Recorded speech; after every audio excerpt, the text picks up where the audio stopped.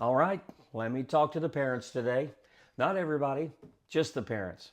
The people who have a little human being in their house who came into this world knowing absolutely nothing and is counting on you to fill their minds with something worth knowing. I want to talk about beliefs. Now, if you saw my last video, the one about beliefs in general, this builds on that. But today, I'm narrowing it down because parents have a specific problem that most people don't talk about honestly, and I want to get into it. So, let's go. Here's what's actually happening in your home right now. You've got two adults, you got the mom, you got the dad, and both of them walked into that house already loaded. Full set of beliefs about themselves, about the world, about how things are supposed to work. They were built up over decades from their childhood, from their parents, from the hard stuff that they went through. And then you've got the kids watching all of it. See, here's the thing that people miss kids are not really listening to your speeches, they're watching your behavior, they're watching how you talk to each other, they're watching how you handle it when something goes wrong. They're picking up on all of it, and they are forming beliefs based on what they see, not necessarily what you say. So when mom believes one thing and dad believes something different, and neither one of them ever sat down and said, hey, what are we trying to build in this kid? You got a problem. What happens is dad teaches the kids something, then mom teaches the kids something that quietly, accidentally, normally contradicts it. And now the kid is stuck in the middle. They got to pick a side. If they go with dad's side, mom gets frustrated. If they go with mom, dad gets frustrated. And after a while, the kid just thinks, forget it. Nothing makes sense. I'm just going to do whatever I want to do. I have seen it over and over again. And that's not a kid problem. That is a leadership problem. Now, before we get into the solution, there's something you need to hear first. Whatever you believe about yourself is going to come out in how you parent, whether you mean for it to or not. Uh, I think about it like martial arts. When I learned from my teacher, what I actually learned was my interpretation of what he taught. Then I opened my school and I taught my students my interpretation. Every generation adds another human filter, and the information gets watered down every single time it passes through one. Beliefs work that same exact way. If your beliefs are shaky, unexamined, or something you've never really looked at honestly, what you pass to your kids is going to be a watered down, confused version of something that was already unclear to begin with. And here's what that actually looks like in real life. A parent who isn't squared away on the inside snaps. They've had a hard day. They're already at the edge, and the kid does something maybe they've done 100 times before, and the parent just loses it.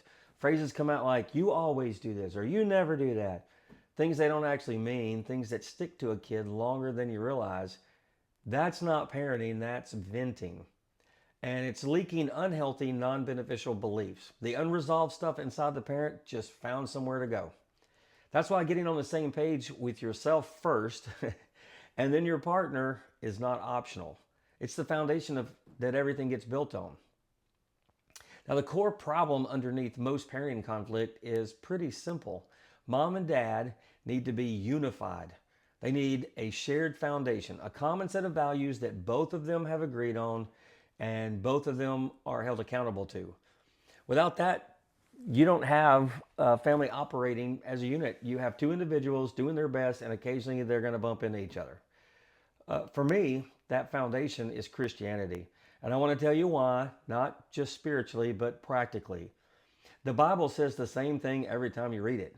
It doesn't change based on what's trending, it doesn't shift depending on how someone feels that day.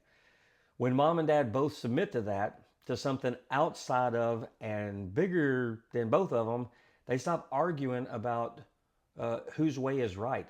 The question changes from my way versus your way to what does the book say about this and how do we apply it together? That is a completely different question, completely different conversation, and it produces a completely different result. It also gives your kids something that I think is irreplaceable, a moral framework that they don't have to construct on their own. Kids don't have the life experience yet to build that from scratch. They need something handed to them first, something stable with history and weight behind it. Then over time, they test it, they live it, they decide if they believe it for themselves or not.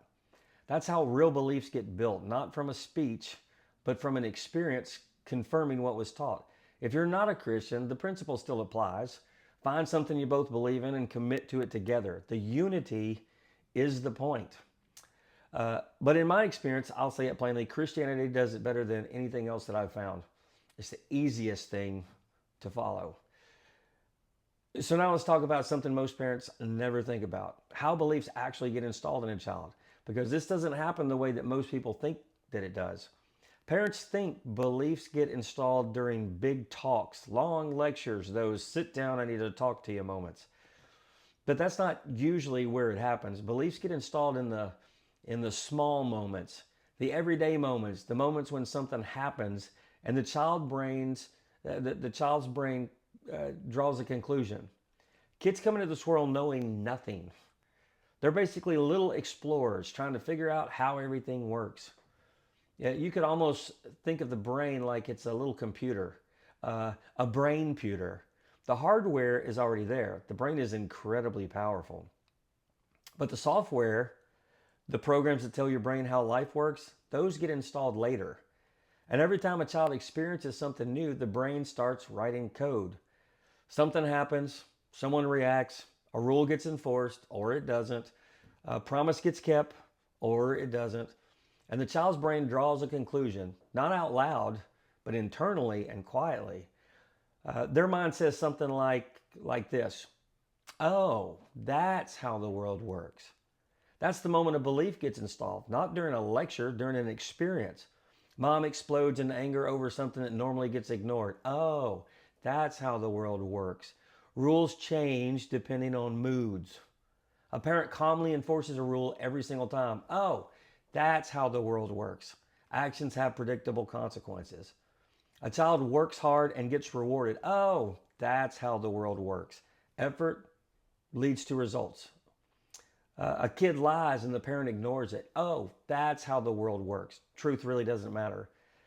Every one of those moments installs a belief. And here's the important part. Once the belief installs, the rest of the chain starts building around it.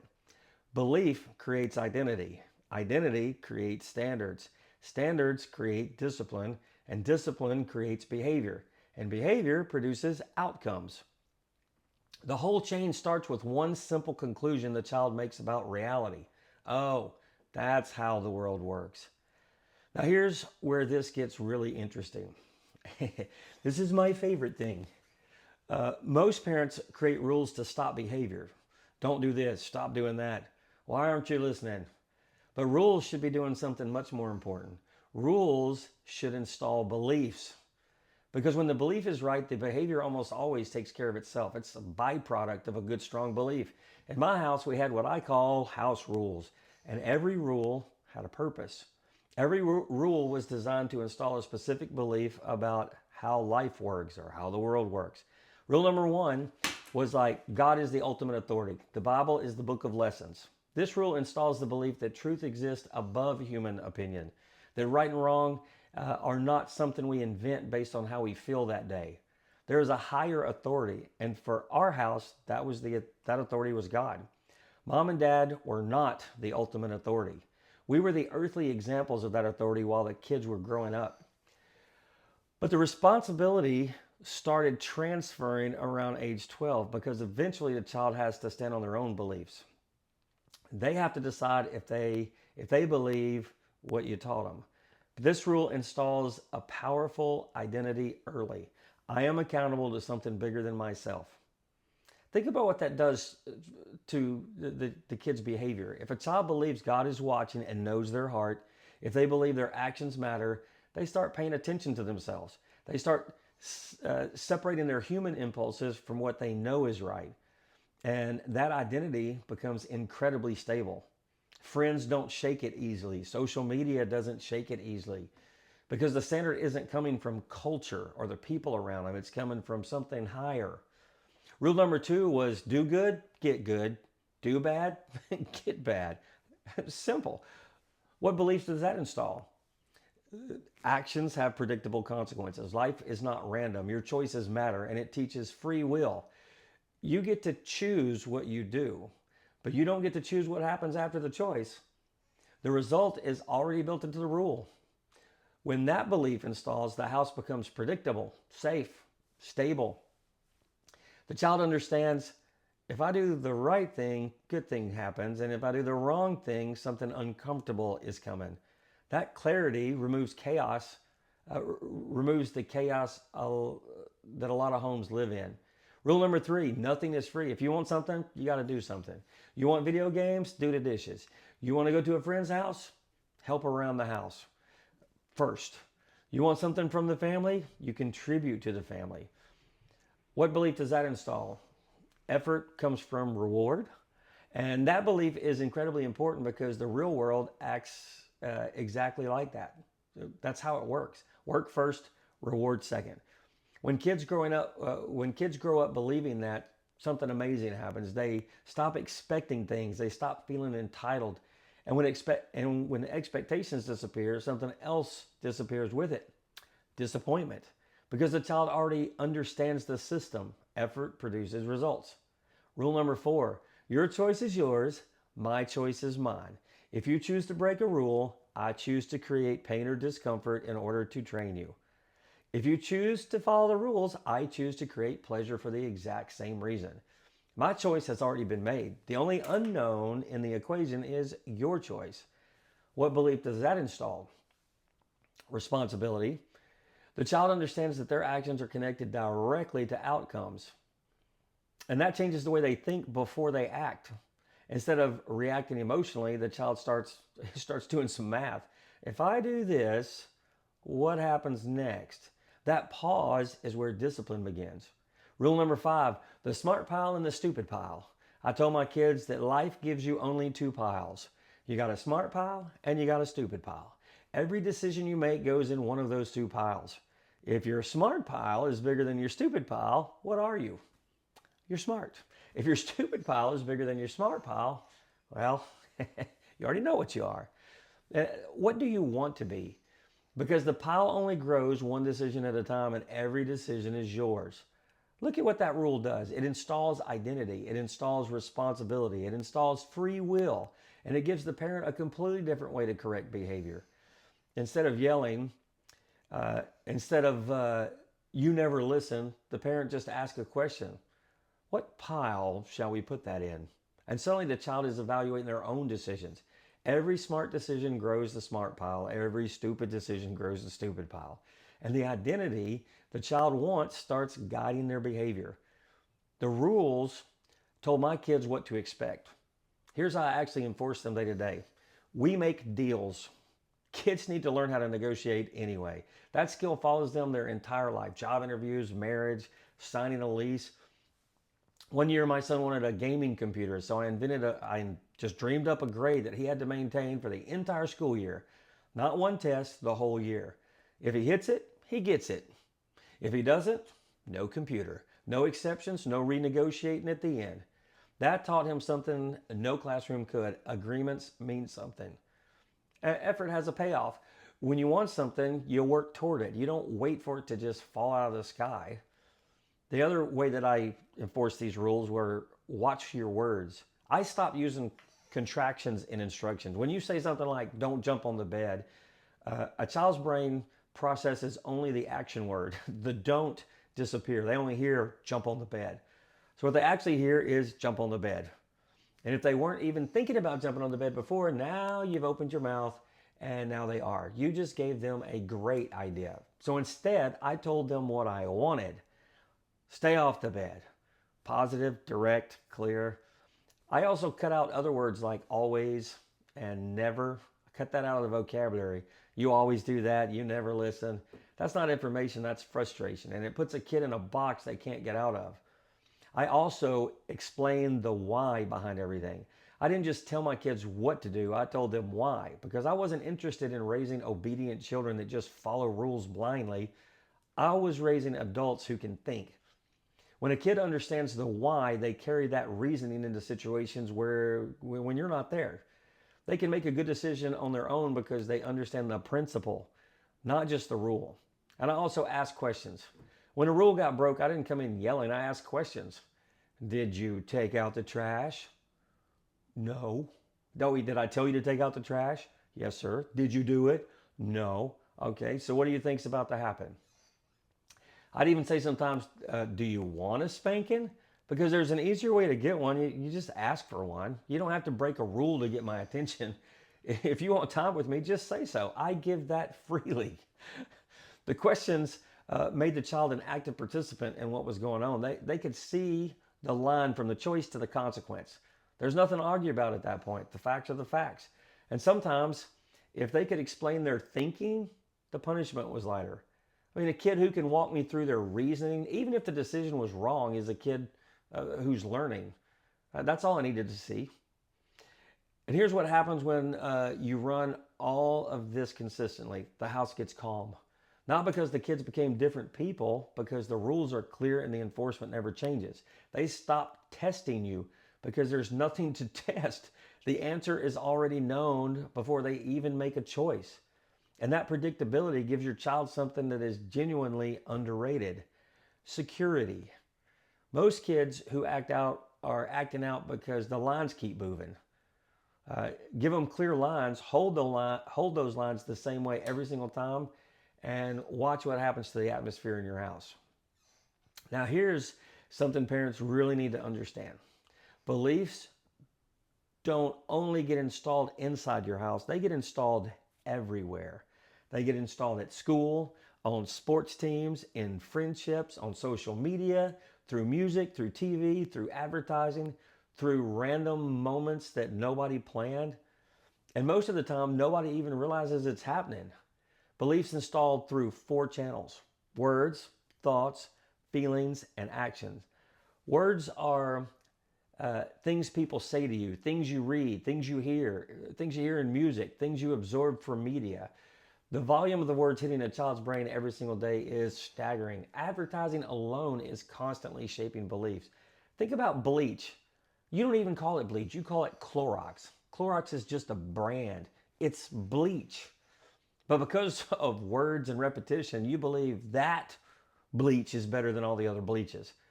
That's how quietly belief systems form. And thoughts are conclusions people draw from events, not necessarily the event itself, the interpretation. Two kids can experience the same exact moment and come away with completely different beliefs. And feelings and emotional moments are incredibly powerful belief installers, especially when a child feels embarrassed, scared, proud, or excited. The brain attaches meaning to that feeling, and that meaning becomes a belief. And actions are just things people do or the things done to you. Every action sends a message, and the brain is constantly trying to decode what that message means. The installation happens fast, sometimes in a single moment. Here's a couple of examples I used in the original belief video. Picture a kid walking to the gym for the first time. He's never played basketball. There's other kids on the court who've been playing for years. He picks up a ball and he shoots and he misses. Nobody laughs, nobody says anything. They barely even look at him. But inside his head, a belief forms: I suck at basketball. And then he never tries it again. What he doesn't know is that basketball isn't just shooting the ball. You got defense and hustle and strategy, passing, reading the floor. There are kids who can't shoot a free throw to save their lives, who go on to have long careers because of everything else they bring. But he'll never find out. Because one missed shot, one silent moment formed a belief that closed that door forever. One moment, one interpretation, one belief, door closed. Now, on the other side of that, a kid walks into a karate school for the first time, like my karate school. He's nervous. He doesn't know anyone. The instructor introduces him to the class. He gets a belt. He earns a stripe. Then the instructor brings out a real wooden board and says, "You did so well today. I want to see how strong you are. Would you like to break a board? If you break it, you can take it home with you and I'll even sign it." The kid says yes. He hits the board, it snaps, his eyes go wide, a smile takes over his whole face, and in his mind, some beliefs get installed. I am strong, I don't quit, this is who I am. And every obstacle that he faces in that dojo from that day forward, he walks toward it because he's already decided who he is. Same mechanism, different outcome. One was accidental, One was intentional. That's the difference between a parent who is aware of belief installation and one who isn't aware of belief installation. You cannot install a belief with one conversation. You can plant the seed, but a real belief, the kind that holds up when the world comes at your kid hard, it has to be tested. It has to be proven. The child has to go through something, feel the result, come out the other side, and arrive at a conclusion themselves. Uh, this is true. I know it because I lived it. That's when a belief becomes theirs, not when you said it, when they experienced it. So, my perspective as a parent wasn't to just tell my kids what I believed. My job was to create experiences that would confirm what I was teaching.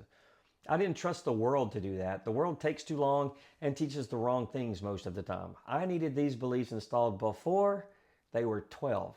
So I manufactured situations, controlled, age appropriate, enough to matter, and was there when they came through the other side to help them name what they just learned.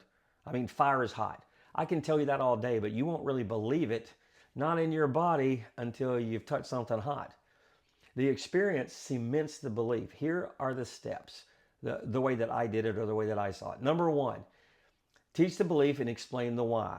Step number two, create an experience that will test it. Step number three, be present when they come through it. Step number four, let them tell you what they learned. And step number five is watch it become theirs. Then I pay close attention to what I call frames of reference.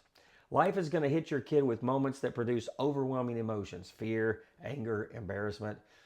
That feeling of I'm not enough, it's coming, guaranteed for every child. And in that moment, what they do automatically, that's what I wanted to train. So when those moments came up early in a safe environment where I was present, I didn't rush to rest. I didn't rescue them from the feeling. I gave them a framework for what to do with it. Stay calm.